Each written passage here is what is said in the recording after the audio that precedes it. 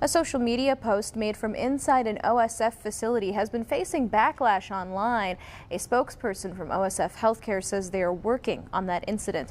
A post reportedly taken from Snapchat appears to depict a spin the wheel type of app on a phone screen with the caption, "Spinning the wheel to see who gets the stroke patient." Now, this drew mixed response on social media. Some criticized it and others defended the workers, saying dark humor can help people get through the traumas that come with the job.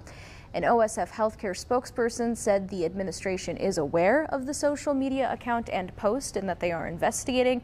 They told us that they do not condone the words or actions that marginalize or harm others, and that there would be no updates on an internal personnel situation.